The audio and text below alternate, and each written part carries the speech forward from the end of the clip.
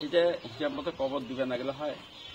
এই জায়গাটা আমি থাকতে চাইছি না, পরে চিন্তা করে দেখলো যে মানুষের জমিতে ওই বাঁশের আর নিজের কবরস্থানেই আপনি হলো আপনার ছেলেকে কবরস্থান ব্যবস্থা করছেন। শহীদ আবু সাইদের বাবা মকবুল হোসেন তিনি তার নিজের নির্ধারিত কবরস্থানটি ছেড়ে দিয়েছেন তার সন্তানের জন্য। চিরনিদ্রায় শুয়ে দিয়েছেন তার সন্তান শহীদ আবু সাইদকে। তার মুখেই শুনব তার বিস্তারিত কথা। ছেলের দিক গেলে তো দুঃখই বোধ হয়, কিন্তু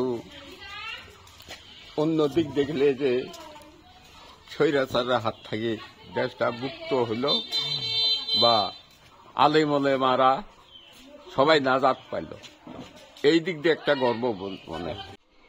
তাহলে এই ঘরটা হলে এখন দিলেন আপনি? গতবার দেওয়া হয়েছিল, এটা কতবার দেওয়া ছিল?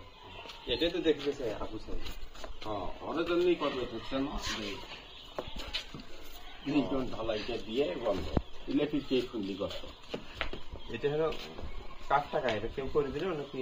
না, এটা জমি আমি বিক্রি করবার জন্যই টাকা নিয়েছিল 1,60,000। আচ্ছা, বাদ বাকি আর টাকাও নেওয়া হয়নি, স্ত্রী করে দেওয়া। এই জমিটাই? না, এটা না, মাঠের জমি করে এলে করবে, ওই আলাদা করে নিবি ঘর ছেলেদের কাজে গেছে। এটা হলো শহর ভ্রমণ করছেন, এটা হলো ডক্টর মোহাম্মদ ইউনুসের তার কাছ থেকে হাত দেওয়া আছে ওইভাবে।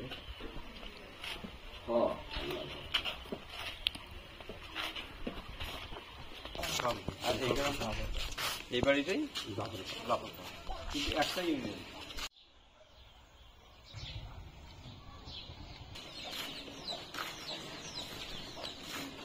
এখানে তো আরো কবরস্থান আছে তাই না? এই সব পারিবারিক কবরস্থান, আপনার বাবা মায়ের কবরস্থান? বাবা মায়ের মানে দাদু দাদির ঘিরে, তারও বাপ মায়ের ঘিরে মনে হয় আছে। এই কবরস্থানটা এখন তো আর জায়গা নেই না, এটা হিসাব মতো কবর দিবে না গেলে হয়।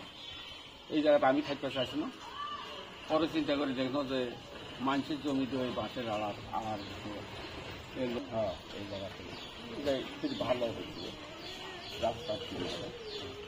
নিজের কবরস্থানেই আপনি হলো আপনার ছেলেকে ইলেকট্রিক কোনো কারণে হয়তো আর নাকি যে আমার জায়গায় লাগে কিছু উঠছে, আমার জায়গাতে দিব তাতে